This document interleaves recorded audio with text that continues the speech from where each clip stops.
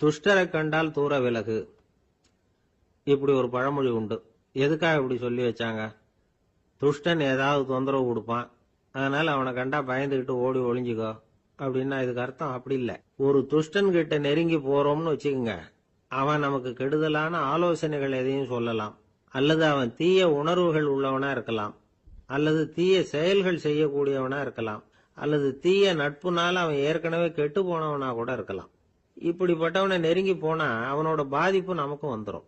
அதனால விலகி போ அப்படின்னு சொல்றாங்க. இதையே கொஞ்சம் விவரமா இப்ப பாப்போமே. இப்ப இந்த துஷ்டர்களை 4 வகையா பிரிக்கிறாங்க. இந்த 4 வகைக்கும் உதாரணம் வேணும்னா வேற எங்கேயும் போக வேண்டியதில்லை, மகாபாரதத்தை பார்த்தாவே போதும். அதுல இந்த 4 வகையான தீயோரும் வர்றாங்க. முதல் வகைக்கு உதாரணம் சகுனி. இவன் மனசுல எப்பவும் தீய எண்ணங்கள் தான் நிறைஞ்சிருக்கும். கனவுல கூட தீய ஆலோசனைகள். யாராவது ஒருத்தர் நல்லபடியா வாழ்ந்தா அதை இவனால சகிச்சுக்க முடியாது. இப்படிப்பட்டவனோட நெருங்கிய தொடர்பு துரியோதனனுக்கு கிடைச்சது. துரியோதனன் எப்படின்னா அவன் ஏற்கனவே தீய காரியங்கள் செய்யறதுக்கு தயங்காதவன். அப்படிப்பட்டவனுக்கு தீய போதனைகள் செய்யறதுக்கு சகுனி உதவுனான். இந்த 2 பேரோட சகவாசம் இன்னொருத்தனுக்கு கிடைச்சது. அவன் யாருன்னா துச்சாதனன். அவன் தீய நடத்தை உள்ளவன். இந்த 3 பேரும் ஒண்ணு சேர்ந்தா என்னத்துக்கு ஆகும்? உலகமே கெட்டு போடும்ல. இந்த 3 துஷ்டர்களோட நல்லவன் ஒருத்தன் வந்து சேர்ந்தான். அவன் தான் கர்ணன். கர்ணன் இயல்பாவே உத்தம குணம் உள்ளவன். அவன் நல்லவங்களோட சேராம இப்படிப்பட்ட கெட்டவங்க கிட்ட நட்பு வச்சுக்கிட்டான். அதனால அவனும் தீய செயல்களில் ஈடுபடுறது மாதிரி ஆயிடுது. துரியோதனனுடைய நண்பனா அவனுடைய ஆதரவுல வளர்ந்ததுனால அவனுக்கு துணையா இருக்க வேண்டி இருக்குது அப்படின்னா. நட்பு உரிமையினால உதவி புரிய வேண்டியது சரிதான், அது தப்புன்னு சொல்ல முடியாது. இருந்தாலும் தீய செயல்களுக்கு உதவி செய்யறது சரியில்லை.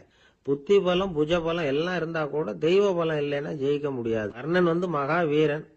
இருந்தாலும் கடைசியில் அவன் கதி என்னாச்சு? அவங்ககிட்ட எல்லா நல்ல குணங்களும் இருந்தது. இருந்தாலும் ஏன் இப்படி ஆச்சு? தீயவர்களுடைய சேர்க்கை தான் காரணம். அவங்களோட சேர்ந்ததுனால இவனையும் அப்படியே நினைக்க ஆரம்பிச்சுட்டாங்கல்ல. 4 வகை துஷ்டர்கள்ல இவனும் ஒரு வகை அப்படின்னு சொல்ல ஆரம்பிச்சுட்டாங்க. அதாவது தீய ஆலோசனைக்கு சகுனி, தீய உணர்வுகளுக்கு துரியோதனன், தீய செய்கைக்கு துச்சாதனன், தீய நட்புக்கு கர்ணன். இப்படி உதாரணம் ஆயிட்டான். அதனாலதான் துஷ்டரை கண்டால் தூர விலகு அப்படின்னு சொன்னாங்க. அது புராண காலம். இப்பெல்லாம் நிலைமை கொஞ்சம் வேற விதமா இருக்குது. அன்னைக்கு ஒரு நாள் அப்படிதான் ஒரு காட்டு பாதையில யாரோ ஒருத்தர் அடிபட்டு கிடந்தார். யாரோ ஒரு துஷ்டன் அவனை அடிச்சு போட்டுட்டு போயிட்டான் போல இருக்கு. அந்த வழியா போன ஒருத்தர் பரிதாபப்பட்டு அவனை போய் தூக்குனார். ஆறுதல் சொன்னார். இத பாருங்க, இந்த வழியா எப்பவும் தனியா வரக்கூடாது. ஏன்னா இங்க ஒரு ரவுடி இருந்துகிட்டு வர்றவங்க போறவங்களெல்லாம் வழிப்பறி பண்ணிட்டு இருக்கிறதா கேள்விப்பட்டிருக்கிறேன் அப்படின்னாராம். இனிமே அப்படி கேள்விப்பட மாட்டீங்க அப்படின்னு அந்த ஆளு. ஏன்னு கேட்டிருக்காரு இவர். அவன் சொல்லியிருக்கான், நான் தான் சார் அந்த ரவுடி. இந்த வழியா போனவங்க கிட்ட தகராறு பண்ணேன். அவங்க தான் என்ன இப்படி அடிச்சு போட்டு என்கிட்ட இருந்த பணத்தை எல்லாம் புடுங்கிட்டு போட்டாங்க சார். காலம் ரொம்ப கெட்டு போச்சு அப்படின்னு ரொம்ப பரிதா. ஒரு சராசரி மனிதனுடைய இயல்பு என்ன? இன்பம் வந்தா துள்ளி குதிப்பான், துன்பம் வந்தா சோர்ந்து போய் ஒரு மூலையில உட்காந்துருவான். இவன் தான் சராசரி மனிதன். ஆனா ஒருத்தன் இன்பம் வந்தா அதுக்காக மகிழ்ச்சி அடையறது இல்ல, துன்பம் வந்தா அதுக்காக சோர்ந்து போறதில்ல அப்படின்னு வச்சுக்கோங்க. அப்படி இருந்தா அவன் சாதாரண ஆள் கிடையாது. ஒரு ஊர்ல ஒரு ஞானி இருந்தார். அவரை தேடிட்டு ஒரு பெரியவர் வந்தார். ஐயா, ஞானத்துல சிறந்த ஞானம் எது அப்படின்னு கேட்டாராம். இதுக்கு அந்த ஞானி என்ன பதில் சொன்னார் தெரியுமா? இன்பத்தினால மகிழ்ச்சி அடையாமலும் துன்பத்தினால சோர்வு அடையாமலும் இருக்கிறது தான் அந்த ஞானம், பெரிய ஞானம் அப்படின்னாராம். சரி சுவாமி, அப்படிப்பட்ட ஞானம் உங்களுக்கு எப்படி வந்ததுன்னு கேட்டிருக்காரு இவரு. அதை நான் ஒரு கழுதைகிட்ட இருந்து கத்துக்கிட்டேன் அப்படின்னாராம் அவரு. இவருக்கு ஒன்னும் புரியல, ஒரு மாதிரியா முழிச்சிருக்கிறார். இதை அவர் புரிஞ்சுக்கிட்டார். நீங்க நாளைக்கு காலையில நம்முடைய ஆசிரமத்துக்கு வாங்க, புரிய வைக்கிறேன்னாராம். சரின்னு அவர் போயிட்டார். மறுநாள் காலையில ஆசிரமத்துக்கு சேர்ந்தார். ஞானி அவரை கூப்பிட்டு உட்கார வச்சார். வாங்க இப்படி உட்காருங்க, கொஞ்ச நேரத்துல இந்த வழியா ஒரு கழுதை போகும், அதை கவனிச்சு பாருங்கன்னாராம். இவருக்கு இன்னமும் ஒன்னும் புரியாம போச்சு, ஒரே குழப்பம். இருந்தாலும் அந்த ஞானி சொன்னது மாதிரியே உட்கார்ந்துருக்கிறார். கொஞ்ச நேரத்துல இந்த வழியா ஒரு கழுதை போச்சு. அது முதுக நிறைய அழுக்கு மூட்டைகள், அதை சுமந்துக்கிட்டு போகுது. ஒரு செலவு தொழிலாளி அதை ஓட்டிட்டு போறார். கொஞ்ச தூரத்துல ஒரு ஆறு இருக்கு. அங்க போய் துணியெல்லாம் சுத்தப்படுத்திக்கிட்டு சாயந்தரமா திரும்பி இந்த வழியாவே வருவாங்க. ஞானி சொன்னது மாதிரியே இந்த பெரியவர் அழுக்கு மூட்டையை சுமந்துக்கிட்டு போற அந்த கழுதையை கவனிச்சார். கழுதை போயிட்டுது. அதுக்கப்புறம் ஞானியை திரும்பி பார்த்தார். இப்ப அந்த ஞானி சொன்னார், சாயந்தரம் வரைக்கும் நீங்க இங்கேயே இருக்கணும்னார். அதே மாதிரி இவர் இருந்தார். சாயந்தரமா அந்த ஞானி சொன்னார், ஐயா இப்ப கொஞ்ச நேரத்துல அந்த கழுதை இந்த வழியா திரும்பி வரும், அதையும் கவனிச்சு பாருங்கன்னார். இவரும் கவனிச்சு பாக்குறார். கழுதை வந்தது. அது முதுகுல சலவை செய்யப்பட்ட துணி மூட்டை. அது பாட்டுக்கு சுமந்துக்கிட்டு போய்கிட்டு இருக்குது. பெரியவருக்கு ஒன்றும் புரியல. பொறுமை இழந்துட்டார். சரி சுவாமி, இந்த கழுதைக்கும் உங்க ஞானத்துக்கும் என்ன சம்பந்தம் அப்படின்னார். இப்ப அந்த ஞானி விளக்கினார். ஐயா, இந்த கழுதை இதே மாதிரி தினமும் காலையில அழுக்கு மூட்டைகளை சுமந்துக்கிட்டு ஆத்துக்கு போகுது. மாலையில வெண்மையான சுத்தமான துணிகளை சுமந்துக்கிட்டு திரும்பி ஊருக்கு போகுது. காலையில இது போகும் பொழுது முதுகுல அழுக்கு மூட்டைகளை சுமந்துக்கிட்டு போறோமேங்கிற வருத்தமும் அதுக்கு கிடையாது. சாயந்தரம் திரும்பி வரும்பொழுது சுத்தமான துணிகளை சுமந்துக்கிட்டு வர்றோமேங்கிற மகிழ்ச்சியும் அதுக்கு இல்லை. இதை பார்த்துதான் நானும் அது மாதிரி ஞானத்தை கத்துக்கிட்டேன் அப்படின்னாராம். அதனால யாரு கத்து கொடுக்கறாங்க அப்படிங்கறத விட எதை கத்துக்கிறோம் அப்படிங்கிறது தான் முக்கியம். ஒரு சினிமா பாக்குறோம், ஒரு அருவி கொட்டுறது மாதிரி காட்சி வருது, தண்ணீர் வழியுது. படம் முடிஞ்சதும் பாத்தீங்கன்னா அந்த திரை என்ன நனைஞ்சு போயா இருக்கும். ஒரு தீப்பிடிச்சு எரியிற காட்சியை சினிமாவில் பாக்குறீங்க, காட்சி முடிஞ்சதும் அந்த வெண் திரையே கருகி போயா இருக்கும். படத்துல வர்ற தண்ணீரும் நெருப்பும் அந்த திரையை பாதிக்கிறது இல்லை. நாம அந்த திரை மாதிரி இருக்கிறதுக்கு கத்துக்கணுமா. அந்த பக்குவம் வந்துட்டதுன்னா இன்பமும் துன்பமும் நம்ம எதுவும் செய்யாது. ஒரு சினிமாவை பாக்குற வரைக்கும் சிரிக்கலாம், அழலாம். பார்த்துட்டு வெளியில வரும்பொழுது அழுதுகிட்டே வரக்கூடாது. ஒருத்தர் வந்தார். அப்படி படம் முடிஞ்சு வெளியில வரும்பொழுது அருவி மாதிரி கண்ணீர் சிந்திக்கிட்டே வர்றார். ஏன் சார் படம் அவ்வளவு சோகமா அப்படின்னு கேட்டார். இன்னொருத்தர், இல்ல சார், கூட்டம் ரொம்ப குறைச்சல் சார், மொத்தம் படம் பார்க்க வந்தவங்களே 15 பேர் தான் சார் அப்படின்னார் கண்ணீரை தொடச்சிக்கிட்டே. அதுக்கு நீங்க ஏன் சார் அழறீங்கன்னு கேட்டார் அவரு. இந்த படத்தோட தயாரிப்பாளரே நான் தான் சார் அப்படின்னாரா இவர். ஒரு அப்பாவுக்கு 2 பிள்ளைங்க. மூத்தவன் ரொம்ப அடக்கம். அப்பா எது சொன்னாலும் கேட்பான், பெரியவங்களுக்கு கீழ்ப்படிஞ்சு நடப்பான். இளையவன் அப்படி இல்லை, தான் நினைச்சதை தான் சொல்லுவான், செய்வான். அடுத்தவங்க சொல்றதை கேட்க மாட்டான், அடங்கி நடக்க மாட்டான். இந்த 2 பேர்ல யாரை உங்களுக்கு பிடிக்கும்? பெரியவனை தான் பிடிக்கும். ஏன்னா அவன் தான் சொல்ற பேச்சை கேட்கிறவன் அப்படின்னு சொல்லுவீங்க. ஆனா ஒரு ஞானி என்ன சொல்றாரு தெரியுமா? ஒரு குழந்தை அதன் அறிவுக்காக மதிக்கப்பட வேண்டுமே தவிர அதனுடைய கீழ்ப்படியும் தன்மைக்காக அல்ல அப்படிங்கிறார். நம்ம குழந்தைகளை சுயமா சிந்திக்கிறதுக்கு நாம விடுறதில்லை. மற்றவங்களை பார்த்து காப்பி அடிக்கிறதுக்கு தான் நாம அவங்களுக்கு கத்துக் கொடுக்குறோம். புகழ்பெற்ற மனிதர்கள் சிலருடைய பேரை சொல்லி நீயும் அவர் மாதிரி ஆகணும், இவர் மாதிரி ஆகணும் அப்படின்னு சொல்லிட்டே இருக்கிறோம். குழந்தைகள் தங்களுடைய தனித்தன்மையை வளர்த்துக்கிறதுக்கு நாம தடையா இருக்கிறோம். ஒரு குழந்தைகிட்ட அனாவசியமா நம்பிக்கையை வளர்த்துடக்கூடாது, எந்த கோட்பாட்டையும் திணிக்கக்கூடாது. நாம ஏற்கனவே அர்த்தமில்லாத கருத்துக்களையும் கொள்கைகளையும் மனசுல போட்டு நிரப்பி வச்சிருக்கிறோம். இந்த உலகத்துக்கு புதுசா சேர்ந்திருக்கிற ஒரு குழந்தையின் தூய்மையான மனசுல நம்ம கருத்துக்களை அறிமுகம் செய்ய அல்லது திணிக்கிறதுக்கு நமக்கு எந்த அதிகாரமும் கிடையாது. ஒரு குழந்தைய நீ இந்த மதத்தை சேர்ந்தவன் அப்படின்னு பிறந்ததுமே ஒரு முத்திரை குத்தி போடுறோம். இது அதோட சுதந்திரத்தை ஆரம்பத்திலேயே கிள்ளி எறியறது மாதிரி தான். நீங்க ஒரு மதத்தின் வழிமுறைகளை கடைபிடிச்சிட்டு வர்றீங்க, அந்த வழியில போய்கிட்டு இருக்கிறீங்க, சரி, அதனால போறீங்க. அதுக்காக உங்க குழந்தையையும் அதே வழியில தான் வரணும் அப்படின்னு கட்டாயப்படுத்துறதுக்கு உங்களுக்கு என்ன உரிமை இருக்குது? அந்த குழந்தை சுயமா சிந்திச்சு ஒரு முடிவுக்கு வரட்டுமே, அதுக்கு நீங்க ஏன் தடையா இருக்கிறீங்க? நமக்கு உண்மையிலேயே நம்ம குழந்தை மேல அன்பு இருந்தா இது மாதிரி திணிப்பு வேலைகளை செய்யக்கூடாது. திணிப்பு வேலைகள்ல இருந்து குழந்தைகளை காப்பாத்தினா போதும். அதுதான் ரொம்ப முக்கியம். அடுத்த தலைமுறை அற்புதமான தலைமுறையா உருவாகும். நாம தான் சாதி மத சங்கடங்கள்ல மாட்டிக்கிட்டு தவிக்கிறோம். அவங்களாவது சாதி மத வேறுபாடு இல்லாத சமுதாயத்தை பார்க்கட்டுமே, அந்த சௌகரியங்களை அனுபவிக்கட்டுமே. அதுக்கு நாம என்ன செய்யணும்னா ஒன்னும் செய்யாம இருந்தா போதும். ஒரு குழந்தைகிட்ட நம்ம கருத்தை திணிக்கும் பொழுது என்ன ஆகுது தெரியுமா? அது அவனை அவங்கிட்ட இருந்தே அப்புறப்படுத்தி விடுது. அவனுடைய தனித்தன்மையை அழிச்சுடுது. அவனை ஒரு எல்லைக்குள்ள திணிச்சுடுது. இதெல்லாம் அன்புங்கிற பேரால பெற்றோர்கள் செய்யற தப்பு. இதெல்லாம் கேட்டுக்கிட்டு இந்த காலத்துல அப்பா ஒருத்தர் சொன்னார், நான் கருத்துக்களை எல்லாம் என் பையன்கிட்ட திணிக்கிறது இல்லைங்க, ஆனா அதிகமா சாப்பிட சொல்லி கட்டாயப்படுத்துவேன் அப்படின்னார். உங்க வீட்டு சமையல் அவ்வளவு நல்லா இருக்குமான்னு கேட்டாங்க. நல்லா இருந்தா நான் ஏன் அவனை சாப்பிட சொல்லி கட்டாயப்படுத்த போறேன் அப்படி. ஒரு நீதிமன்றம், அங்க ஒரு கொலை வழக்கு சம்பந்தமா விசாரணை நடந்துகிட்டு இருக்குது. அந்த வழக்கறிஞர் ரொம்ப தீவிரமா வாதாடிட்டு இருக்கிறார். தன்னுடைய கட்சிக்காரர் நிரபராதிங்கிறது அவருக்கு நல்லா தெரியும். அதனாலதான் அவர் சார்பா வாதாடுறதுக்கே ஒத்துக்கிட்டார். அப்படி அவர் மும்முரமா வாதாடிக்கிட்டு இருக்கிற சமயத்துல அவசரமா தந்தி ஒண்ணு வந்து சேர்ந்தது. அதை வாங்கி படிச்சு பார்த்தார். அதுக்கப்புறம் அதை மடிச்சு தன்னுடைய கோட்டு பையில வச்சுக்கிட்டு தொடர்ந்து வாதாட ஆரம்பிச்சிட்டார். பேசி முடிச்சாரு. அதுக்கப்புறம் அங்க கோர்ட்ல இருந்த சக வக்கீல்கள் அவர்கிட்ட வந்தாங்க. தந்தி ஒண்ணு வந்ததே, என்ன விஷயம் அப்படின்னு விசாரிச்சாங்களாம். அப்போ அவர் சொல்லியிருக்கிறார், ஊர்ல சிகிச்சைக்காக போயிருந்த என்னுடைய மனைவி இறந்து போனதா தந்தி வந்திருக்குது அப்படின்னாராம். மற்ற வக்கீல்களுக்கு அதிர்ச்சி. என்னங்க இது, மனைவி இறந்ததை விட கேஸ் முக்கியமா உங்களுக்கு அப்படின்னு கேட்டிருக்கிறாங்க. இறந்து போன என் மனைவி மறுபடியும் திரும்பி வர போறதில்ல. ஆனா என்னுடைய கட்சிக்காரர் ஒரு கொலை வழக்கில் மாட்டிக்கிட்டார். அவரோ நிரபராதி. அவர் உசுரை நான் காப்பாற்ற வேணாமா? இதுதான் என்னுடைய கடமை அப்படின்னாராம். இப்படி இவர் சொன்னது எல்லாரும் அப்படியே திகைச்சு போய் நின்னுட்டாங்களாம். சரி, கடமைக்கு முக்கியத்துவம் கொடுத்த அந்த வழக்கறிஞர் யார் தெரியுமா? அவர் தான் இரும்பு மனிதர் சர்தார் வல்லபாய் பட்டேல். குஜராத் மாநிலத்தில் 1875 அக்டோபர் 31 அன்றைக்கு ஜாவேரி பாய் அப்படிங்கிறவருக்கு 4வது பிள்ளையா அவர் பிறந்தாராம். இந்த ஜாவேரி பாய் யார் தெரியுமா? ஜான்சி ராணி லட்சுமி பாய் போர் படையில ஒரு வீரரா பணிபுரிஞ்சவர். இளம் வயசுல வல்லபாய் படேல் ரொம்ப சிரமப்பட்டு படிச்சிருக்கார். விடாமுயற்சி வெற்றியை கொடுத்தது. கல்லூரியிலையும் காலடி வச்சார். அதுக்கப்புறம் வக்கீல் பட்டத்தையும் வாங்கினார். பிரிட்டிஷ் ஆட்சி நடந்துகிட்டு இருந்த சமயம் குஜராத்தை சேர்ந்த பர்டோலி தாலுகாவில் விவசாயிகள் மேல அரசாங்கம் திடீர்னு நில வரியை வசதி விட்டுதான். ஏழை விவசாயிகள் ரொம்ப கஷ்டப்பட்டிருக்காங்க. அரசாங்கம் வரி செலுத்தாத விவசாயிகளின் நிலங்களை எல்லாம் ஜப்தி செஞ்சுதான்.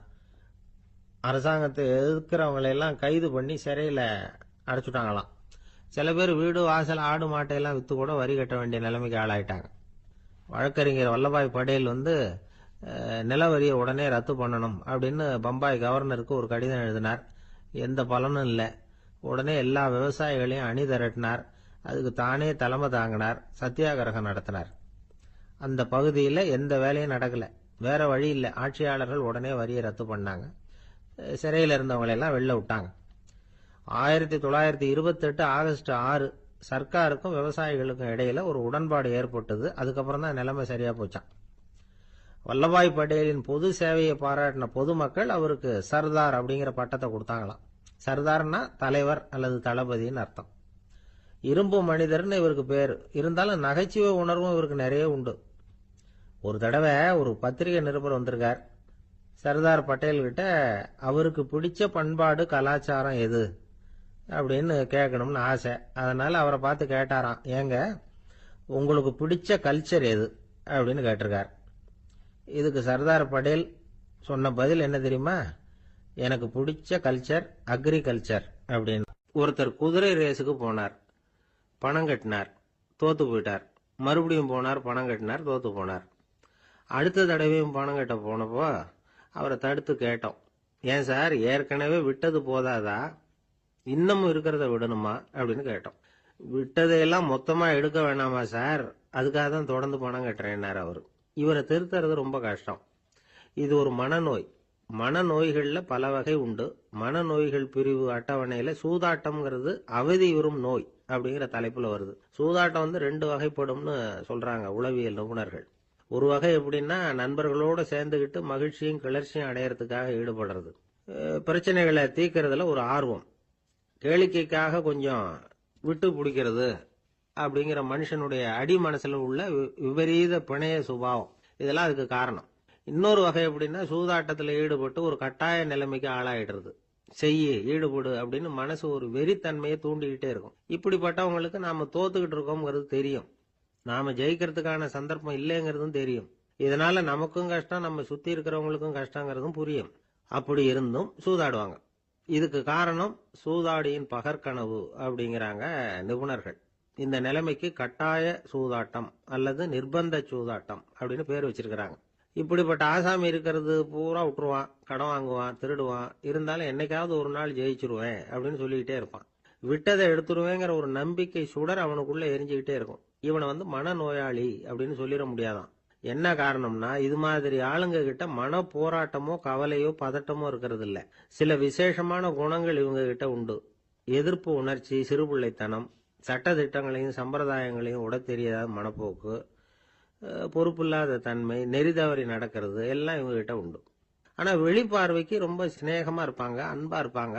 அப்படி இருக்கிறதாக காட்டிக்குவாங்க. ஆதாயம், சுயலாபம் இதெல்லாம் கருதி தான் பழகுவாங்க. இவங்க கேட்கறப்ப நாம பணம் கொடுக்கலன்னு வச்சுக்கோங்க, நம்மளை கை விட்டுருவாங்க. நம்ம மேல அவாண்டமா பழி சுமத்துறது கூட தயங்க மாட்டாங்க. தங்களுடைய சூதாட்ட நடவடிக்கைகளுக்கு சாதகமான காரணங்களை சொல்லிட்டு இருப்பாங்க. நீ வேணும்னா பாரு, ஒரே நாள்ல நான் இழந்ததையெல்லாம் மீட்டு லட்சாதிபதி ஆறனா இல்லையா பாரு அப்படிம்பாங்க. தோத்து போறத ஒரு படிப்பினையா இவங்க எடுத்துக்கிறதே இல்லை.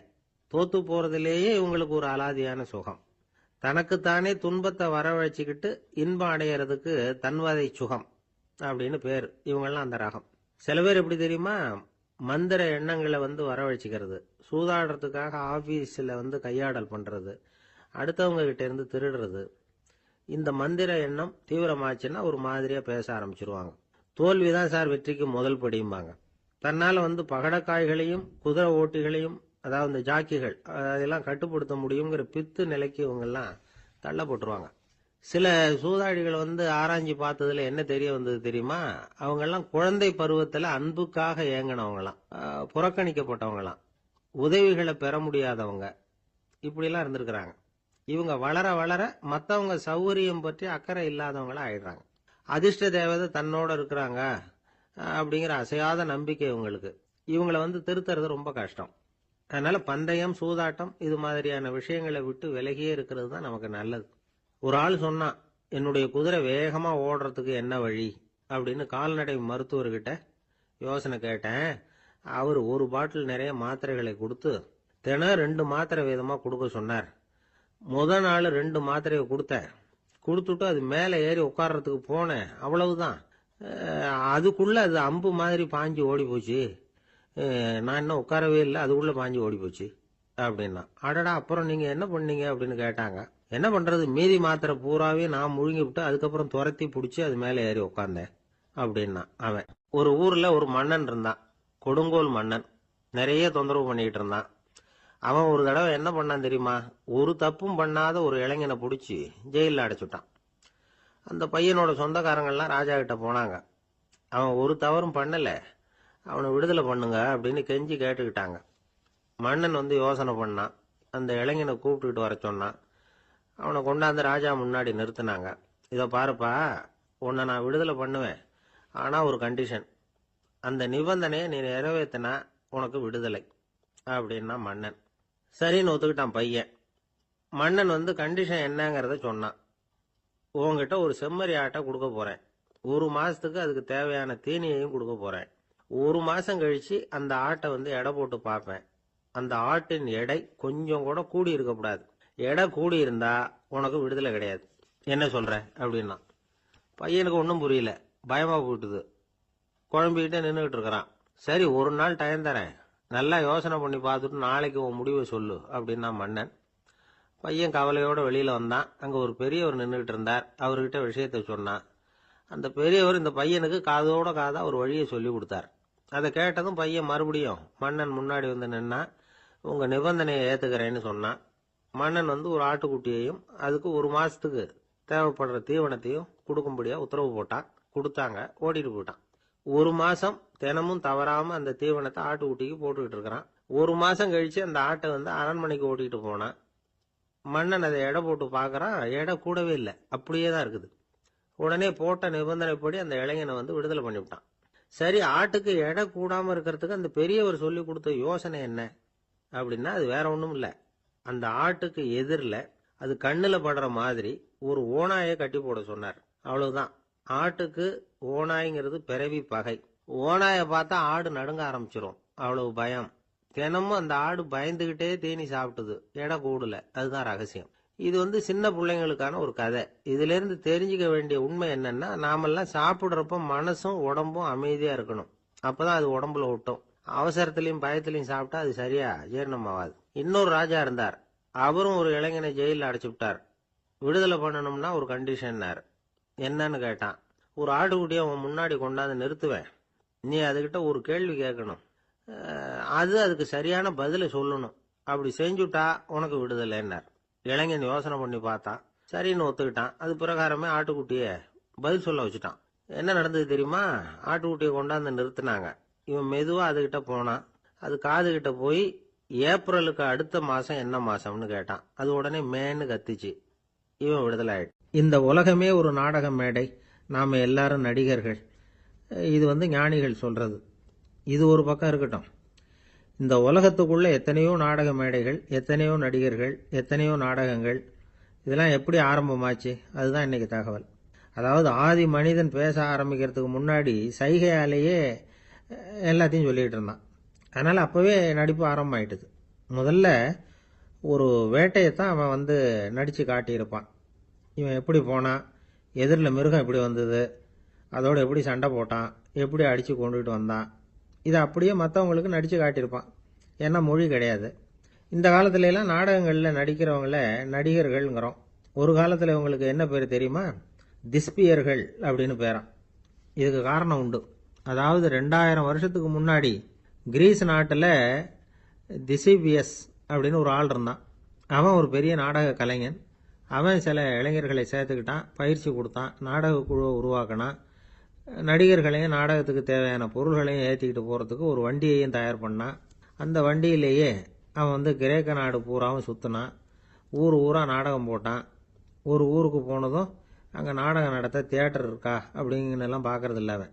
ஏன்னா அப்போலாம் தியேட்டர்னா என்னென்ன தெரியாது. நாடகம்னா அதை ஒரு மூடிய கொட்டைக்குள்ளே தான் நடத்தணுங்கிறது அப்போ யாருக்குமே தோணலை.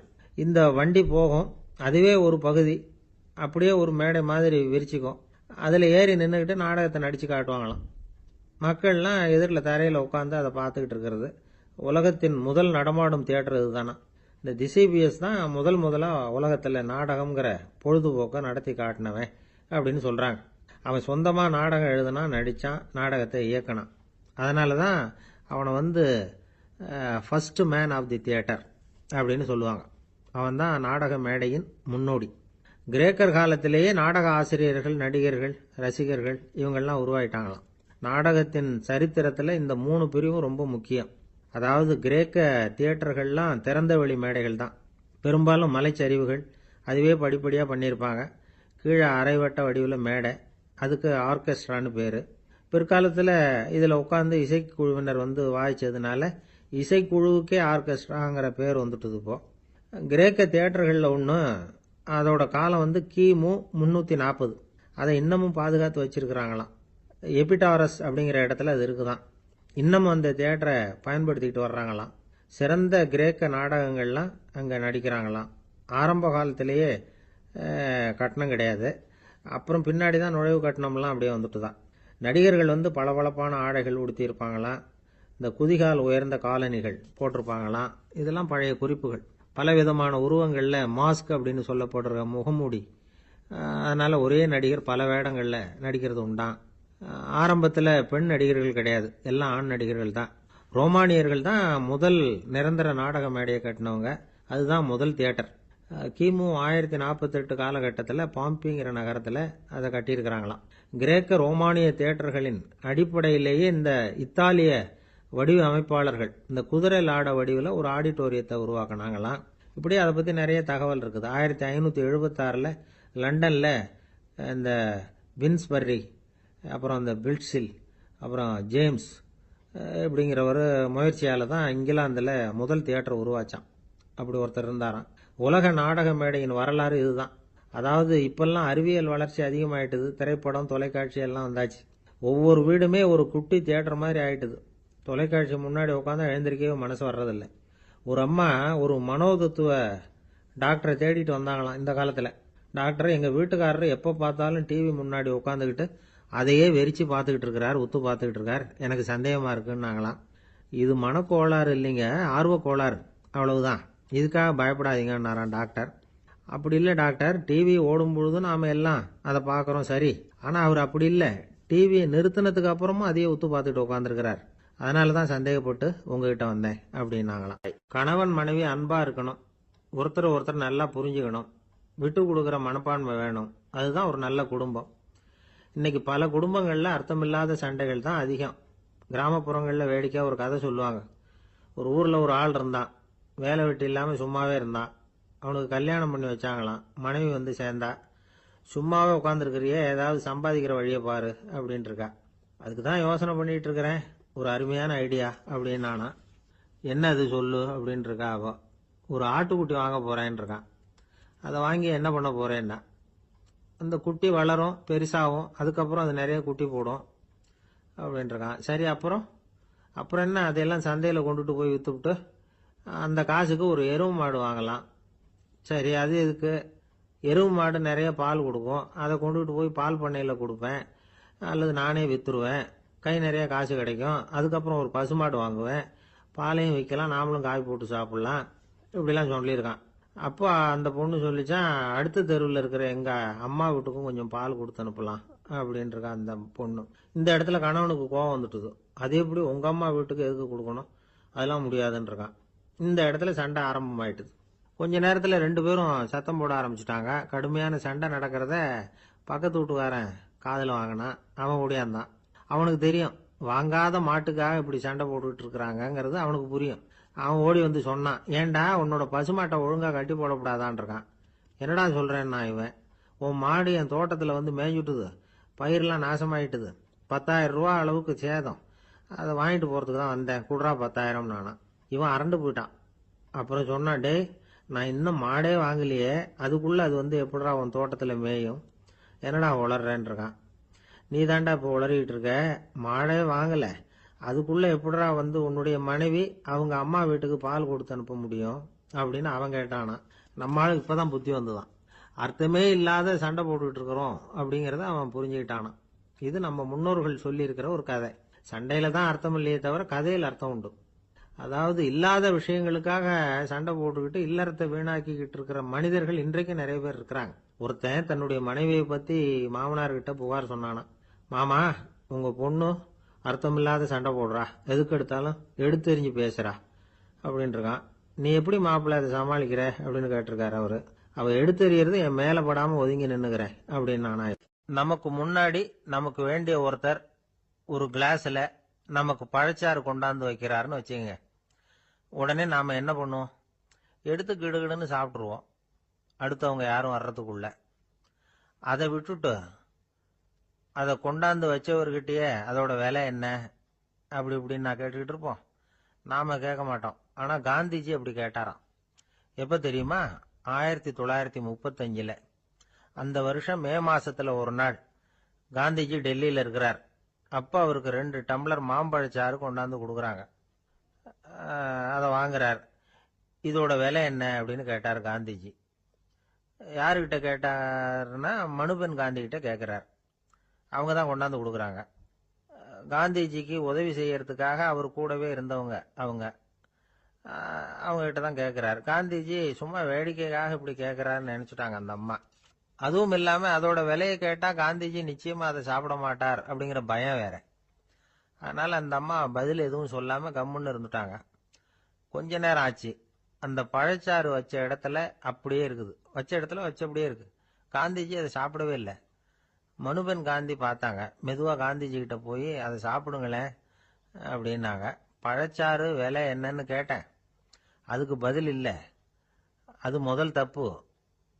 பதிலை எதிர்பார்த்திருந்தும் அதை பத்தி விசாரிக்கல, அது 2வது தப்பு.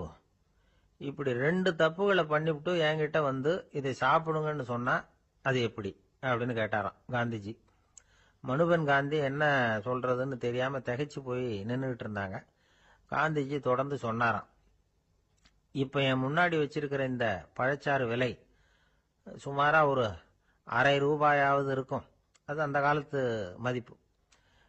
இந்த பழச்சாறு இல்லாம கூட என்னால இருக்க முடியும். ஆனா அவசியமான பொருள்களை வாங்கறதுக்கு கூட சக்தி இல்லாத மக்கள் இந்த நாட்டில் நிறைய பேர் இருக்கிறாங்க. அப்படி இருக்கிறப்போ எனக்கு என்னத்துக்கு இந்த விலை உயர்ந்த பானம்? இதை இப்போ நான் சாப்பிட்டா என் உடம்பு வேணும்னா ஆரோக்கியமாகலாம், ஆனா என் மனசு அமைதி அடையாது. எனக்கு என்னுடைய உடல் ஆரோக்கியத்தை விட மன ஆரோக்கியம்தான் முக்கியம். அதனால இதை நான் சாப்பிட மாட்டேன், எடுத்துட்டு போயிடு அப்படின்னாராம். அந்த சமயத்துல ஒரு அகதி பொண்ணு 2 குழந்தைகளோட காந்திஜியை பார்க்கறதுக்காக வந்தது. வணக்கம் சொல்லிச்சு. காந்திஜி உடனே தனக்கு முன்னாடி இருந்த பழச்சாற்றை எடுத்து அந்த பொண்ணுகிட்டையும் குழந்தைகள்கிட்டையும் கொடுத்து சாப்பிட சொன்னார். அவங்க அதை வாங்கி ரொம்ப சந்தோஷத்தோட சாப்பிட்டாங்களாம். அதை பார்த்த காந்திஜி முகத்துல ஒரு புன்னகை, ஒரு பரவசம், ஒரு திருப்தி. அவர் மனசு நிறைஞ்சி இருந்தது. அப்போ அவர் சொன்னாராம், ஆண்டவன் எனக்கு எப்பவும் சரியான சமயத்துல கை கொடுப்பாருங்கிறது அதுக்கு இதுதான் அத்தாட்சி. நான் ஒரு இக்கட்டான சூழ்நிலையில இருக்கிறப்ப கூட கடவுளின் கருணையால அந்த சூழ்நிலை என்னை பாதிக்கல. என் கூட இவ்வளவு நாள் பழகியும் கூட இங்க இருக்கிறவங்க எனக்கு அதிக விலையுள்ள பழரசத்தை கொடுத்தாங்க. ஆனா சரியான நேரத்துல அதை சாப்பிட வேண்டியவங்களை என்கிட்ட அனுப்பி வச்சு என்ன சந்தோஷப்படுத்தினார் கடவுள், அவருக்கு நன்றி அப்படின்னாராம் மகாத்மா காந்தி. உடல் ஆரோக்கியத்தை விட மன ஆரோக்கியம்தான் எனக்கு முக்கியம்னு சொன்னார் பாருங்க. அதை நாம எல்லாரும் மனப்பூர்வமா இன்னைக்கு சிந்திச்சு பார்க்கணும். இந்த காலத்துல எல்லாரும் அப்படியா நினைக்கிறாங்க? எனக்கு தெரிஞ்ச ஒருத்தர் இருந்தார். தினமும் காலையில ஒரு காபி சாப்பிட உட்கார்ற நேரத்துல பக்கத்து வீட்டுக்காரர் வந்து சேருவார் கரெக்டா. உடனே அவரும் தனக்குன்னு வந்திருக்கிற காப்பியை எடுத்து மனப்பூர்வமா பக்கத்து வீட்டுக்காரர்கிட்ட கொடுத்துருவார். அதுக்கப்புறம் அவருக்காக வேற காப்பி போட்டு கொண்டாந்து கொடுத்தாலும் வேண்டான்னு சொல்லிடுவார். ஆண்டவனா பார்த்து சரியான நேரத்துல அவரை எங்க வீட்டுக்கு தினமும் அனுப்பி வைக்கிறார் அப்படிம்பார். ஏன் அப்படி சொல்றீங்க அப்படின்னு கேட்டோம் ஒரு நாள். அதுக்கு அவர் சொல்றார், எனக்கு என்னோட உடல் ஆரோக்கியம்தான் முக்கியம். இத கடவுள் புரிஞ்சுக்கிட்டு எங்க வீட்டு காப்பியை சாப்பிடுறதுக்கு தினமும் அடுத்த வீட்டுக்காரனை அனுப்பி வைக்கிறார் அப்படின்னாலாம். ஒரு நண்பர் வந்தார். ரொம்பவும் இறுக்கமா உடை அணிஞ்சிருந்தார். அதாவது ஆடைக்குள்ள அவர் மாட்டிக்கிட்டு இருந்தது மாதிரி தெரிஞ்சது. ஏன் துணி குறைச்சலா எடுத்துட்டீங்களா அப்படின்னு கேட்டோம். இல்லைங்க, எனக்கு எப்பவுமே இறுக்கமா உடை அணியறது தான் பிடிக்கும் அப்படின்னார். ஒருத்தர் எப்படி உடை அணியிறார் அப்படிங்கறத வச்சே அந்த ஆள் எப்படிப்பட்டவர் அப்படிங்கறத கண்டுபிடிச்சிடலாம். உடை அணியிற விதம் ஒருத்தருடைய மனநிலையை வெளிப்படுத்துதான். இப்ப இறுக்கமான உடை அணியிறவங்க பொதுவா மன நிம்மதி இல்லாதவங்களா இருப்பாங்களாம், கோபக்காரங்களா இருப்பாங்களாம். ரொம்ப தொலைதொலைப்பா ஆடை அணிகிறவங்க இருக்கிறாங்கல்ல, அவங்க எல்லாம் அமைதியான ஆளா இருப்பாங்களாம், சாந்தமா இருப்பாங்களாம். இவங்கெல்லாம் போராடுறதுக்கு சரியா வரமாட்டாங்களாம். இப்படி ஒரு கணிப்பு இருக்குது. அதனாலதான் போர் வீரர்களுக்கெல்லாம் இறுக்கமான உடையை தான் கொடுக்கறது வழக்கம். ஆனா சன்னியாசிகளை பாருங்க, அவங்களுக்கெல்லாம் ரொம்ப தொலை உடைகள் தான். அவங்கெல்லாம் டைட் பேண்ட் போட்டுக்கிட்டு நிக்க மாட்டாங்க சன்னியாசிகள்லாம். அதே மாதிரி சன்னியாசிகள்லாம் காவி உடைய தேர்ந்தெடுக்கிறதுக்கும் காரணம் உண்டு. பல ஆண்டுகள் சோதனை செஞ்சு பார்த்துட்டு தான் சன்னியாசத்துக்கு காவி தான் சரி அப்படின்னு முடிவு பண்ணியிருக்கிறாங்க.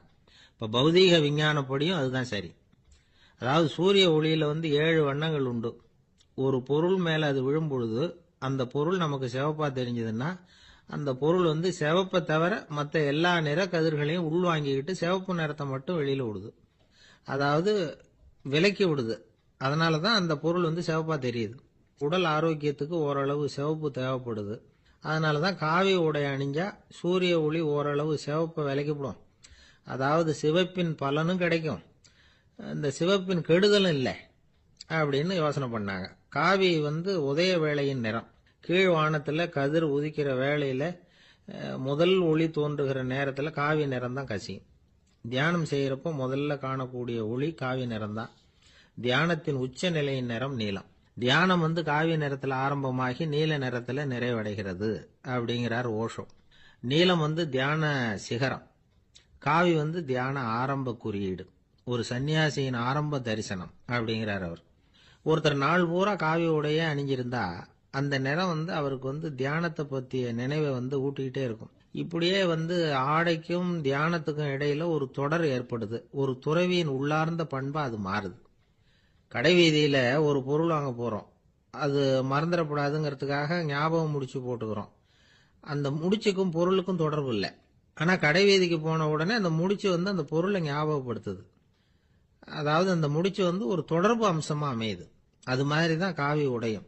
ஒரு துறவி நடக்கும் பொழுது, சாப்பிடும் பொழுது, குளிக்கும் பொழுது அவருடைய காவி உடை அவருக்கு ஞாபகப்படுத்திக்கிட்டே இருக்கும்.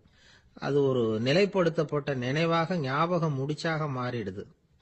காவி ஆடை இல்லைன்னா ஒருத்தரால துறவியாக முடியாதுன்னு அர்த்தம் இல்லை. அதே நேரத்துல காவி ஆடையால ஒன்னும் பிரயோஜனம் இல்லை, அதுல ஒன்னும் அர்த்தம் இல்லை அப்படின்னு சொல்லிட முடியாது. இதுதான் உண்மை. இவ்வளவு தூரம் காவி ஆடையை பத்தி சொல்றதுனால எல்லாரும் சன்னியாசியா போடுங்கோ அப்படின்னு நாம சொல்றதாக யாரும் நினைச்சிடக்கூடாது. மனசுக்கும் நிறத்துக்கும் உள்ள சம்பந்தத்தை தெரிஞ்சுக்கிறதுக்காகத்தான் இவ்வளவும். நமக்கு தெரிஞ்ச நண்பர் ஒருத்தர் இருக்கிறார், ஆபீஸ்ல வேலை பார்க்கிறவர். ஒவ்வொரு மாசமும் 20ஆம் தேதிக்கு பிறகு அவரை போய் பாத்தீங்கன்னா காவி உடை அணிஞ்சுக்கிட்டு கண்ணை மூடிக்கிட்டு கை ரெண்டையும் விரிச்சு வச்சுக்கிட்டு தியானத்திலேயே உட்காந்துருப்பார்.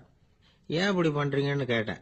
அதாவது 20ஆம் தேதிக்கு பிறகு என் கையில ஒரு பைசா கூட கிடையாது, ஒரு சன்னியாசி லெவல்ல இருக்கிறேன், என்கிட்ட எதுவும் செலவுக்கு கேட்காத அப்படின்னு என் மனைவிக்கு நாசூக்கா உணர்த்துறதுக்காக அப்படி உட்கார்ந்திருப்பேன் அப்படின்னு விளக்கம் கொடுக்கிறார். ஒரு நாள் ராமர் அரசவையில உட்கார்ந்திருக்கிறார். ராமராஜ்யம் நடந்துகிட்டு இருந்த நேரம். அந்த சமயத்துல ஒரு நாய் அரச சபைக்கு வந்துதான். அது தலையில அடிபட்டு ரத்தம். அந்த கோலத்துல அது அங்க வந்தது. எல்லாரும் ஆச்சரியமா அதை பார்த்தாங்க. ராமரும் அந்த நாயை பார்த்தார். நீங்க வந்த காரியம் என்ன, என்ன நடந்தது, எதுவா இருந்தாலும் பயப்படாம சொல்லு அப்படின்னார். உடனே அந்த நாய் மெதுவா சொல்ல ஆரம்பிச்சுதான். ஐயா, நான் தெருவில் போய்கிட்டு இருந்தேன். வழியில ஒருத்தர் வந்தார். அவர் வேத சாஸ்திரம்லாம் படிச்ச பெரியவர். அவர் எந்த காரணமும் இல்லாம அவர் கையில வச்சிருந்த குச்சியால என் தலையில அடிச்சுட்டார்.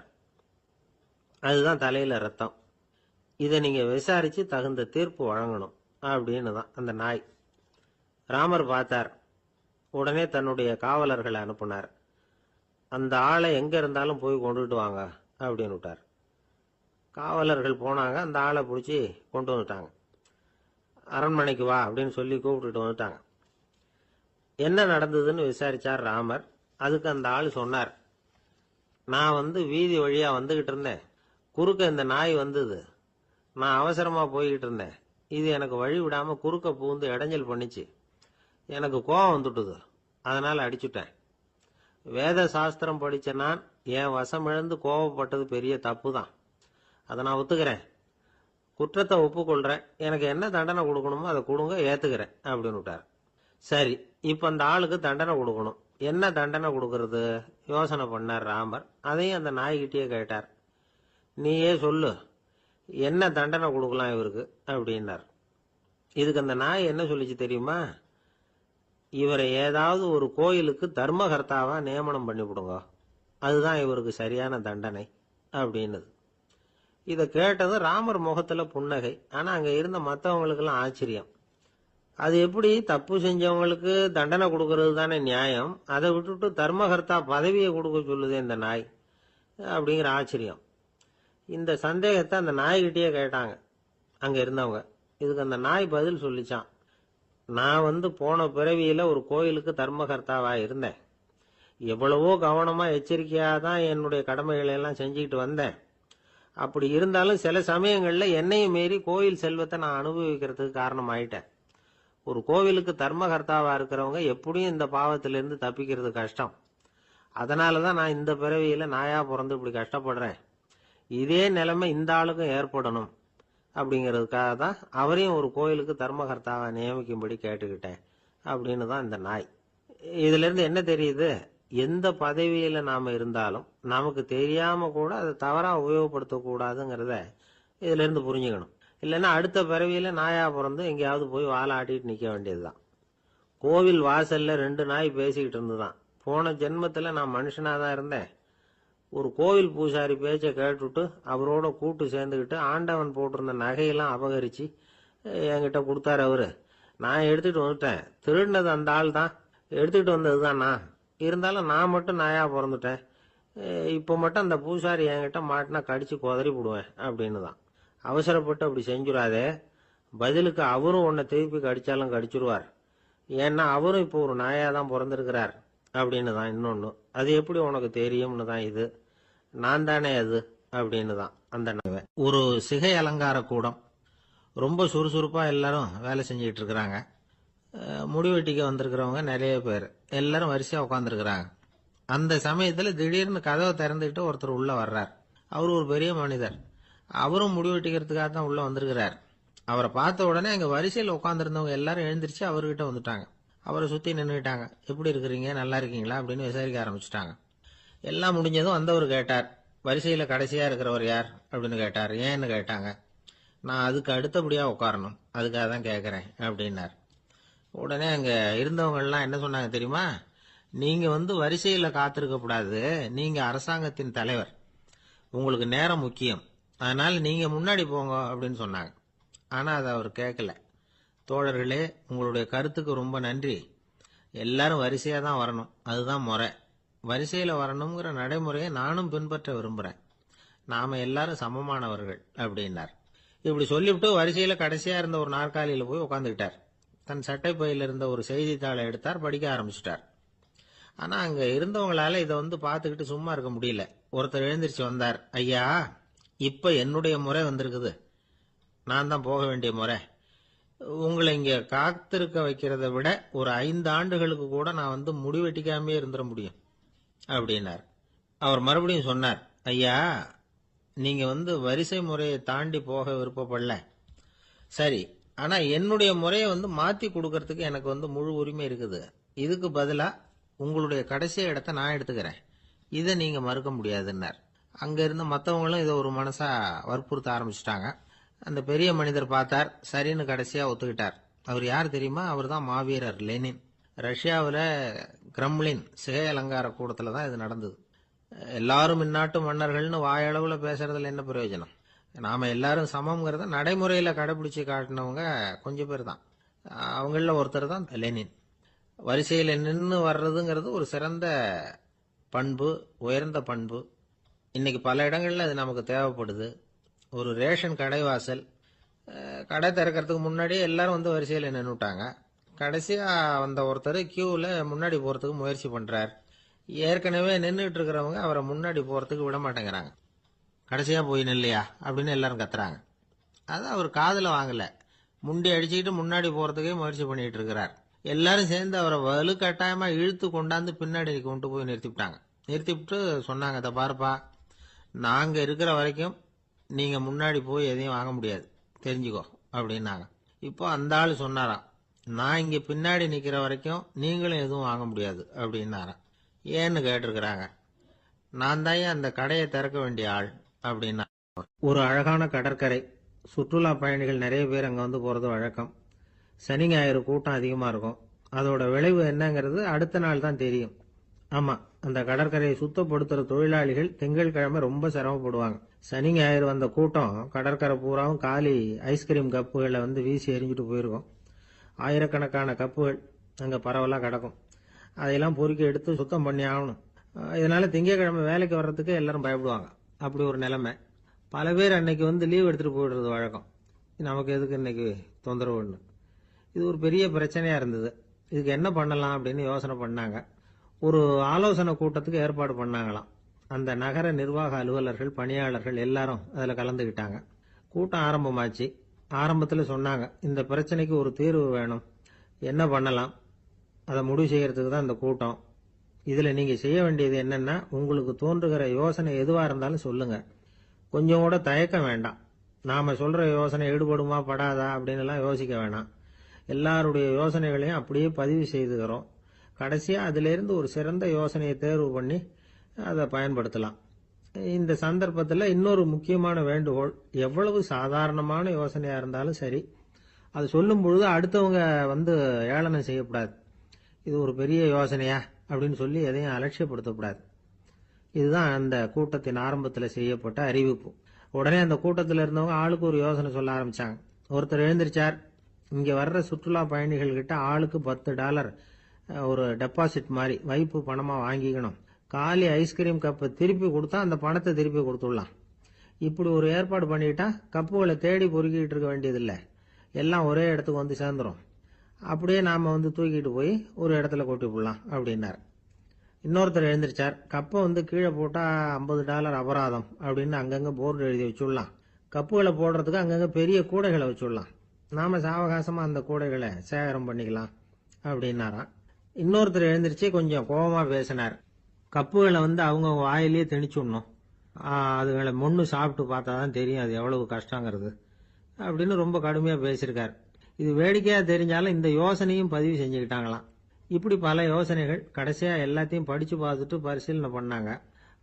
அப்புறம் தான் யோசனை வந்தது. இவர் வேடிக்கையா சொன்னது, கப்புகளை அவங்கவுங்க வாயிலேயே திணிச்சு சாப்பிட சொல்லணும், அதுதான் தண்டனைன்னார்ல, ஏன் அப்படி சாப்பிடுறது மாதிரியே கப்புகளை தயார் பண்ணா என்ன அப்படின்னு சிந்திக்க ஆரம்பிச்சாங்களாம். ஆகா, அதுதான் சரின்னு ஒரு முடிவுக்கு வந்தாங்க. அதுல இருந்து உருவானது தான் இந்த வேஃபர் கப்ஸ். ஐஸ்கிரீமை சாப்பிட்டு முடிச்சதும் கப்பையும் சாப்பிட்டுடலாம். கோன் ஐஸ்கிரீம் சாப்பிடுறோம்ல, அதுதான். அமெரிக்காவில் மியாமி கடற்கரையில ரொம்ப காலமா இருந்துகிட்டு வந்த குப்பை பிரச்சனைக்கு இப்படிதான் ஒரு தீர்வு வந்துதான். இதுல இருந்து நாம புரிஞ்சுக்க வேண்டியது என்னன்னா, நாம அன்றாட எத்தனையோ பிரச்சனைகளை சந்திக்கிறோம், அதுக்கெல்லாம் தீர்வு உண்டு. அது எங்க ஒளிஞ்சிருக்குன்னு கண்டுபிடிக்கணும். அந்த அந்த யோசனையையும் நல்லா தீவிரமா யோசிக்கணும். யார் என்ன யோசனை சொன்னாலும் அதை அலட்சியப்படுத்தக்கூடாது. அக்கறையோட கவனிக்கணும், அதை யோசிச்சு பார்க்கணும்.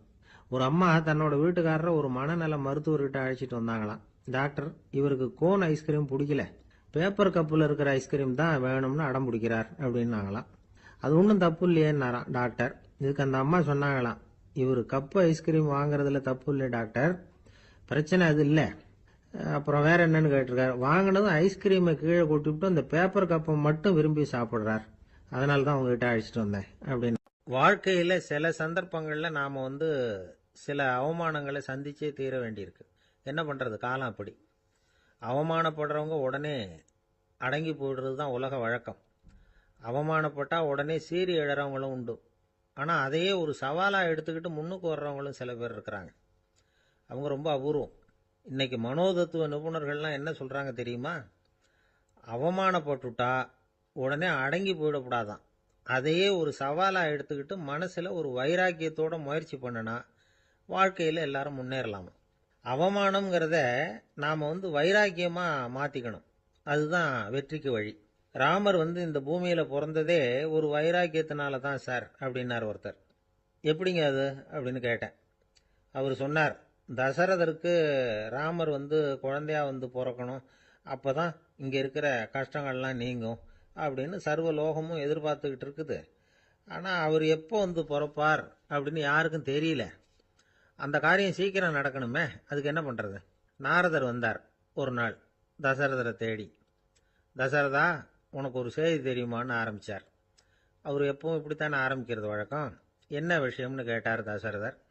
தசரதா, நீ அடிக்கடி உன்னோட தேர்ல ஏறிக்கிட்டு தேவலோகத்துக்கு போற, அங்க போற வர்ற எல்லாம் பண்ணிட்டு இருக்க, எல்லாம் சரி. தேவலோகத்திலையும் உன்னை நல்லபடியா தான் வரவேற்கிறாங்க. தேவேந்திரன் உன்னை பிரியமா அழைச்சிட்டு போய் தன்னுடைய அரியாசனத்திலேயே தனக்கு பக்கத்திலேயே உட்கார வைக்கிறான். நீயும் சந்தோஷமா உட்காந்து பேசிவிட்டு வந்துடுற. ஆனா நீ இங்க வந்ததுக்கு அப்புறம் அங்க என்ன நடக்குது தெரியுமா உனக்கு அப்படின்னாராம் நாரதர். என்ன நடக்குது எனக்கு ஒன்றும் தெரியலையே அப்படின்னாராம் தசரதர்.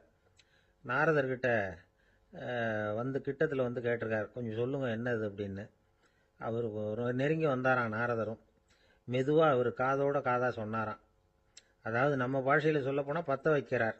நீ அங்க தேவேந்திரங்கிட்ட உட்காந்து பேசிவிட்டு வந்த பிறகு நீ அங்க உட்கார்ந்திருந்த அரியாசனத்தை தண்ணி ஊத்தி கழுவி சுத்தப்படுத்துறாங்க. நீ என்ன அந்த அளவுக்கு சுத்தம் இல்லாத ஆளா, தினம் குளிக்காமையா இருக்கிற அப்படின்னாராம். தசரதருக்கு இது ரொம்ப அவமானமா போயிட்டுது. அப்படியே செய்யறாங்க அப்படின்னாராம். ஆமா, நீ வேணும்னா நான் சொல்றது உண்மையா இல்லையா அப்படின்னு சோதனை பண்ணி பார்த்துக்கோ அப்படின்னாராம் நாரதர். உடனே தசரதர் இதுக்காகவே புறப்பட்டு தேவலோகம் போனார். அங்கே வழக்கம் போலவே இவரை கூப்பிட்டு உட்கார வச்சு பேசிக்கிட்டு இருந்தான் தேவேந்திரன். கொஞ்ச நேரம் பேசிக்கிட்டு இருந்துட்டு சரி நான் கிளம்புறேன்னு புறப்பட்டார். சரி, அவனும் வாசல் வரைக்கும் வழி அனுப்பி வச்சுட்டு உள்ளே போயிட்டான். தசரதர் வெளியில் கொஞ்ச நேரம் மறைஞ்சி இருந்துட்டு மெதுவாக உள்ளே எட்டி பார்த்தார் என்ன நடக்குதுன்னு. நாரதர் சொன்னது உண்மைதான். தசரதர் உட்கார்ந்திருந்த ஆசனத்தை அங்கே 2 தேவர்கள் கழுவி சுத்தப்படுத்திக்கிட்டு இருக்கிறாங்க. தசரதரால் இதை தாங்கிக்க முடியல. அவருக்கு ரொம்ப அவமானமாக போச்சு. நேரா கிடுகிடுன்னு தேவேந்திரங்கிட்டே போனார். நான் உட்கார்ந்திருந்த இருக்கையை சுத்தம் பண்றியே, நான் என்ன அந்த அளவுக்கு பாவியா அப்படின்னு கேட்டார். ரொம்ப கோபமாக கேட்டார். தசரதரே, மனுஷனுக்கு 3 கடன்கள் உண்டு. தேவ கடன், ரிஷி கடன், பித்ரு கடன். இதை தீர்க்காதவன் பாவியாகிறான். இதுல மகனை பெறுவதால் தான் பித்ரு கடன் தீரும். உனக்கு மகன் கிடையாது, அதனால நீ பாவியாகிற. பாவி உட்கார்ந்திருந்த இடம்ங்கிறதுனால அதை சுத்தம் செய்ய வேண்டியது எங்க கடமை அப்படின்னு நானா தேவேந்திரன். இந்த இடத்துல தசரதருக்கு ஏற்பட்ட அவமானம் ஒரு வைராக்கியமா மாறிச்சு. தேவேந்திரனே கேட்டுக்கோ, ஒரு மகனை பெற்ற பிறகுதான் இந்த சபையில மறுபடியும் அடியெடுத்து வைப்பேன் அப்படின்னு சொல்லிவிட்டு போயிட்டாராம். போய் புத்திர காமேஷ்டி யாகம் பண்ணார். புத்திரர்கள் பிறந்தார்கள். இந்த கதையில உள்ள கருத்து என்னன்னா, தேவேந்திரன் தசரதரை அப்படி அவமானப்படுத்தலைன்னா அவருக்கு இப்படி ஒரு வைராக்கியம் பிறந்திருக்குமா? யோசிச்சு பார்க்கணும். நமக்கு ஏற்படுகிற சில அவமானங்களையும் வைராக்கியமா மாத்திக்குவோம். அப்படி மாத்திக்கிட்டோம்னா வாழ்க்கையில முன்னேறலாம். நம்ம ஆளுங்க சில பேர் அவமானத்தை வைராக்கியமாக மாற்றிக்கிறது எப்படி தெரியுமா? நம்மகிட்ட ஒரு பையன் சொன்னான், எங்கள் அப்பா என்னை எல்லாருக்கும் முன்னாடி வச்சு திட்டிவிட்டார், பொறுப்பு இல்லாமல் ஊர் சுத்துறேன்னு சொல்லி அவமானப்படுத்தி விட்டார், இனிமே நீ என் முகத்திலேயே முழிக்காதரா போடான்னு வேற சொல்லிவிட்டார். எனக்கு ரோஷம் வந்துட்டுது. அந்த அவமானத்தை வைராக்கியமாக மாற்றிக்கிட்டேன். அன்னையிலேருந்து அவர் முகத்திலேயே முழிக்கிறது இல்லை அப்படின்னா. அப்படியான்னு கேட்டோம். ஆமாங்க, அவர் வீட்டில் இல்லாத நேரமாக பார்த்து உள்ள சமையல் கட்டுக்கு போய் சாப்பிட்டுட்டு நைஸாக வெளியில் வந்துடுவேன் அப்படிங்கிறான் அவன். என்ன சார் உங்கள் பையன் என்ன செஞ்சுக்கிட்டு இருக்கிறான் இப்போ அப்படின்னு கேட்டார் ஒருத்தர். அடிக்கடி கண்ணாடி முன்னாடி நின்று அழகு பார்த்துக்கிட்டு இருக்கிறான் சார் அப்படின்னாரு அப்பா. இளம் பருவம் இப்படி தான் இருக்கும், அதையெல்லாம் சாதாரணமாக நினச்சிடாதீங்க அப்படின்னாரு அவர். என்ன சார் சொல்கிறீங்க, கண்ணாடி முன்னாடி நின்றுக்கிட்டு நேரத்தை வீணாக்கிக்கிட்டு இருக்கான், அதை ஒரு பெரிய விஷயமா நான் நினைக்கணுமா அப்படின்னாரு இவர். இளம் பருவத்தில் இளைஞர்களுக்கும் சின்ன பொண்ணுங்களுக்கும் அடிக்கடி கண்ணாடியில் பார்க்கணும்னு தோணும். அது வெறுமனே அழகு பார்க்கறது மட்டும் இல்லை, அவங்க தங்களையே தேடி கண்டுபிடிக்கிற ஒரு முயற்சி அது. இது ஒரு மனோதத்துவ விளைவு. இது வரைக்கும் சின்ன பிள்ளையா இருந்துட்டோம், இனிமேல் நாமளும் மற்றவங்க மாதிரி மனிதர்கள் தான் அப்படிங்கிற உணர்வு அவங்களுக்கு வருது.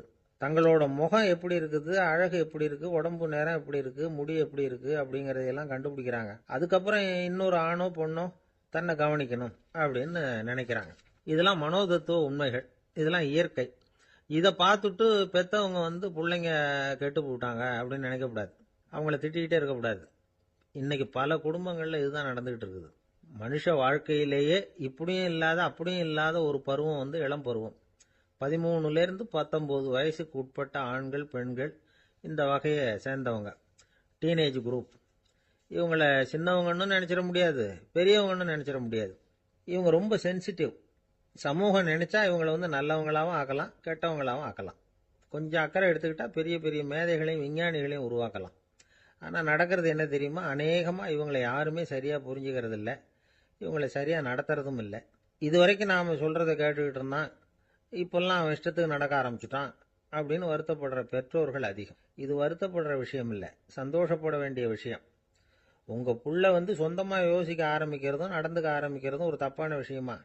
அவன் கடைசி வரைக்கும் உங்கள் பேச்சையே கேட்டுக்கிட்டு இருக்கணுங்கிறது என்ன நியாயம்? இன்னைக்கு இளைஞர்களை பெரியவங்க தப்பாக புரிஞ்சுக்கிட்டு தவறாக நடத்துறதுனால தான் அவங்களுக்கு வெறுப்பு, எரிச்சல், மனக்கசப்பு எல்லாம் உண்டாகுது. பெற்றவங்க சரியாக மதிக்கிறது இல்லை அப்படிங்கிற ஒரே காரணத்தினாலேயே வீணா போகிற பிள்ளைங்க இன்னைக்கு அதிகம். சரி, பெற்றவங்களுக்கு இன்னைக்கு என்னதான் புத்தி சொல்ல வர்றீங்க அப்படின்னு கேட்குறீங்களா? நாம எதையும் சொல்ல வரல, ஆனால் அது சம்பந்தமான சில நிபுணர்கள் சொல்லியிருக்கிறத உங்கள் காதில் போட்டு வைக்கலாம். அது என்னன்னா, பிள்ளைங்க கிட்ட அன்பு செலுத்துங்க. குழந்தையா இருந்தப்போ எவ்வளவு பாசமாக இருந்தீங்க, வளர வளர அதை ஏன் குறைச்சிக்கிறீங்க? பெற்றவங்களின் அன்பான வார்த்தைகளுக்கு ஏங்குறவங்க தான் இன்றைய இளைஞர்கள். அவங்க எதை சொன்னாலும் அதை அக்கறையாக காது கொடுத்து கேளுங்க, அலட்சியப்படுத்தாதீங்க. அவங்க விரும்புறது உங்ககிட்ட இருந்து ஒரு மதிப்பு, மரியாதை, அங்கீகாரம், இவ்வளவுதான். அவங்க அவங்களாவே முடிவுகள் எடுக்கட்டும், அதுக்கு நீங்கள் உதவியா இருங்க, அது போதும். மற்றவங்க முன்னாடி, முக்கியமாக அவங்க நண்பர்கள் முன்னாடி அவங்கள பற்றி மட்டமாக பேசாதீங்க. அவங்க கிட்ட பொய் சொல்லக்கூடாது. நீங்கள் சொன்னது பொய்ன்னு தெரிஞ்சு போச்சுன்னா உங்கள் பேரில் அவங்களுக்கு இருக்கிற மதிப்பு போயிடும், நம்பிக்கை போயிடும். அவங்களுக்கு முன்னாடி நீங்கள் சண்டை போடக்கூடாது. உங்கள் பிள்ளைய எப்பவும் இன்னொரு பிள்ளையோட ஒப்பிட்டு பேசுகிற வேலையே வேணாம். கூட பிறந்த மற்றவங்களோட கூட ஒப்பிடக்கூடாது. இப்படி செஞ்சால் அவன் உங்ககிட்டையும் பிரியமாக இருக்க மாட்டான், அவங்ககிட்டையும் பிரியமாக இருக்க மாட்டான். புள்ள எங்கே போகிறான், என்ன பண்ணுறான் அப்படின்னுலாம் துப்பறிஞ்சிக்கிட்டு இருக்கக்கூடாது. இளைஞர்கள் தனிமையை விரும்புகிறவங்க. அவங்கள பொட்டியில் வச்சு மூடி பாதுகாக்கணும்னு நினைக்கக்கூடாது. அவங்கள எப்படி பாதுகாக்கிறது அப்படிங்கிறது அவங்களுக்கே தெரியும். உங்கள் புள்ள எப்படி நடந்துக்கணும்னு நீங்கள் எதிர்பார்க்குறீங்களோ அது மாதிரி நீங்கள் நடந்து காட்டுங்க, அது போதும். ஒரு வீட்டில் அப்பாவும் அம்மாவும் பேசிக்கிட்டு இருக்கிறாங்க.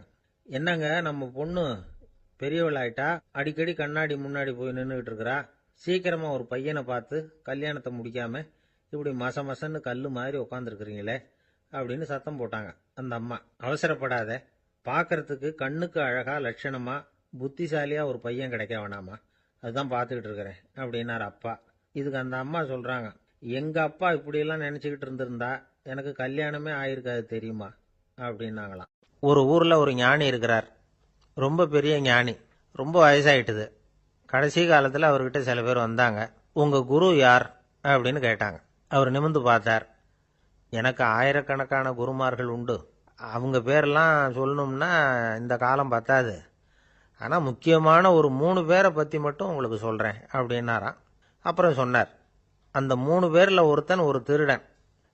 ஒரு சமயம் ஒரு பாலைவனம் வழியா நான் போய்கிட்டு இருந்தேன். அப்போ வழி தவறி போய் ஒரு கிராமத்துக்கு போயிட்டேன்.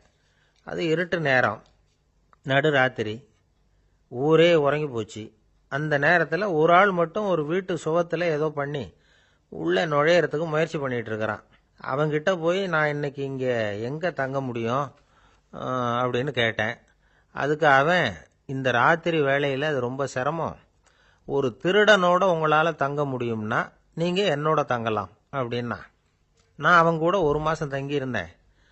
ஒவ்வொரு நாள் ராத்திரியும் இப்போ நான் என்னுடைய வேலைக்கு போகிறேன், நீங்கள் ஓய்வு எடுத்துக்கோங்க அப்படின்னு சொல்லிவிட்டு போவான். அவன் திரும்பி வந்த உடனே உனக்கு ஏதாவது கிடைச்சிதான்னு நான் கேட்பேன். அதுக்கு அவன், இன்னைக்கு ராத்திரி ஒன்றும் இல்லை, நாளைக்கு மறுபடியும் முயற்சி பண்ணுவேன் அப்படிம்பான். எப்பவும் அவன் நம்பிக்கை இழந்ததே கிடையாது, எப்பவும் சந்தோஷமாகவே இருப்பான். நானும் ரொம்ப காலமாக தியானம் பண்ணிக்கிட்டே இருந்தேன், ஒன்றுமே நடக்கலை. ஆனால் நான் என்ன பண்ணேன் தெரியுமா, மனசு வருத்தப்படும், நம்பிக்கை இழந்துருவேன். அப்போல்லாம் அந்த திருடனுடைய விடாமுயற்சி தான் ஞாபகத்துக்கு வரும். அதனால் அந்த திருடன் எனக்கு ஒரு குரு. என்னுடைய 2வது குரு யாருன்னா அது ஒரு நாய். இது எப்படின்னா, ஒரு சமயம் எனக்கு ரொம்ப தாகமாக இருந்தது. ஒரு நதியை நோக்கி போய்கிட்டு இருந்தேன். அப்போ ஒரு நாயும் வந்தது. அதுக்கும் தாகம். ஓடி வந்து ஆற்றை பார்த்தது. அதோட நிழல் வந்து ஆற்றுல தெரிஞ்சது. அதை பார்த்ததும் பயந்துட்டுது. அதாவது அது தன்னுடைய சொந்த உருவத்தையே கண்டு பயந்தது. அதை பார்த்து குறைக்குது, திரும்பி ஓடிச்சு. ஆனால் அதுக்கு தாகம் அதிகமாக இருந்ததுனால அது மறுபடியும் திரும்பி வந்தது. பார்த்தா மறுபடியும் தண்ணியில் நாயோட உருவம் தெரியுது. இப்படி சில தடவை பண்ணிச்சு. இருந்தாலும் கடைசியில் தண்ணியில் குதிச்சுட்டுது துணிஞ்சி. இப்படி குதித்த உடனே அதோட உருவமும் மறைஞ்சுட்டுது. இதை பார்த்தேன். நான் என்ன புரிஞ்சுக்கிட்டேன்னா, எவ்வளவுதான் பயம் இருந்தால் கூட ஒருத்தன் தைரியமாக காரியத்தில் இறங்கணும் அப்படிங்கிறத புரிஞ்சுக்கிட்டேன். இந்த போதனை அந்த நாய்கிட்ட இருந்து எனக்கு கிடைச்சிது. இது ஒன்று. அடுத்தது என்னுடைய 3வது குரு யாருன்னா அது ஒரு சின்ன குழந்தை. நான் ஒரு சமயம் ஒரு நகரத்துக்கு போனேன். அங்கே ஒரு குழந்தை எரிகிற மெழுகுவத்தி ஒன்று எடுத்துக்கிட்டு வந்தது. நான் அந்த குழந்தைய பார்த்து வேடிக்கையாக கேட்டேன், ஏன் பாப்பா, இந்த மெழுகுவத்தியை நீயாவே கொளுத்துனியா அப்படின்னு கேட்டேன். ஆமான்னுது அந்த குழந்தை. சரி, இந்த மெழுகுவத்தி முன்னாடி எரியாமல் இருந்தது, இப்போ எரியுது. இந்த மெழுகுவத்திக்கு வெளிச்சம் எங்கேருந்து வந்தது, அதை எனக்கு காட்ட முடியுமா அப்படின்னு கேட்டேன் அந்த குழந்தைகிட்ட. இதுக்கு அந்த குழந்தை சிரிச்சுக்கிட்டு அந்த மெழுகுவத்தியை ஊதி அணைச்சுட்டுது. அதுக்கப்புறம் என்னை பார்த்து கேட்டுது, இப்போ இந்த மெழுகுவத்தியின் வெளிச்சம் போனதை பார்த்தீங்க இல்லையா, அது எங்கே போச்சுன்னு எனக்கு சொல்லுங்க அப்படின்னுது. அந்த குழந்தை இப்படி கேட்டதும் என்கிட்ட இருந்த ஆணவம் அழிஞ்சுட்டுது. நான் படித்ததெல்லாம் அந்த வினாடியில் சுக்கு நூறாக போயிட்டுது. என்னுடைய முட்டாள்தனத்தை நான் உணர்ந்தேன் அப்படின்னு இவ்வளவும் அந்த ஞானி விவரமாக சொன்னாராம். அதனால் நாம் இன்னார்கிட்ட இருந்து தான் இதை கற்றுக்கணுங்கிறது இல்லை, யாருக்கிட்டே இருந்தும் எதையும் கற்றுக்கலாம். நம்மால் ஒருத்தன் ஒரு நாய் வளர்த்துக்கிட்டு இருந்தான். அந்த நாய்க்கு வால் கிடையாது. யாரோ ஏற்கனவே வெட்டி எடுத்துட்டாங்க. இந்த நாய் தான் சார் எனக்கு குரு, அதுகிட்டே இருந்து கூட நான் பாடம் கற்றுக்கிட்டு இருக்கிறேன் அப்படின்னா. அப்படி என்ன கற்றுக்கிட்டேன் இந்த வால் இல்லாத நாய்கிட்டே இருந்து அப்படின்னு கேட்டோம். நாம் யாருக்கிட்டையும் வாலாட்டக்கூடாது அப்படிங்கிற பாடத்தை அதுகிட்டே இருந்து தான் நான் கற்றுக்கிட்டேன் அப்படின்னா. ஒரு ஊரில் ஒருத்தர் இருந்தார், ரொம்ப நல்லவர். யாருக்காவது ஏதாவது கொடுத்துக்கிட்டே இருப்பார், கொடையாளி. தினமும் யாராவது ஒருத்தருக்கு ஏதாவது கொடுக்கலன்னா அவருக்கு தூக்கம் வராது, அப்படி ஒரு பழக்கம். அது மட்டும் இல்லை, அவர் கொடுக்கறது அடுத்தவங்களுக்கு தெரியாது, அவ்வளவு ரகசியமா அதை கொடுப்பார். வலது கை கொடுக்கறது இடது கைக்கு தெரியக்கூடாதுன்னு சொல்லுவாங்கல்ல, அது மாதிரி அவர். ஒரு நாள் ராத்திரி அவர் ஏற்கனவே தயாராக கட்டி வச்சிருந்த பணம் முடிச்ச கையில் எடுத்துக்கிட்டு வீட்டை விட்டு வெளியில் வந்தார். தெருவில் இறங்கி நடந்தார். இன்னைக்கு யாருக்கு தர்மம் செய்யறது அப்படின்னு யோசனை பண்ணிட்டு இருட்டில் நடந்து வந்துகிட்டு இருக்கிறார். யாரோ ஒருத்தர் எதிரில் வர்றது மாதிரி தெரிஞ்சுது. உடனே அவர் கிட்ட போனார். தன்கிட்ட இருந்த பணம் முடிச்சு அவசரமா அவர் கையில் திணிச்சுட்டு திரும்பி வந்துட்டார். அப்பாடா, ஒரு வழியா யாருக்கும் தெரியாம இன்னைக்கு தர்மம் பண்ணியாச்சு அப்படிங்கிற மகிழ்ச்சி, மன நிறைவு அவர் முகத்துல. நிம்மதியா தூங்கினார். அப்புறம் எழுந்திரிச்சார். மறுநாள் காலையில ஊரு பூரா ஒரே பேச்சு. என்ன பேச்சுன்னா, நேற்று ராத்திரி ஒரு திருடன் கையில யாரோ பணத்தை கொடுத்துட்டு போயிருக்கிறாங்க அப்படின்னு எல்லாரும் பேசிக்கிட்டு இருக்கிறாங்க.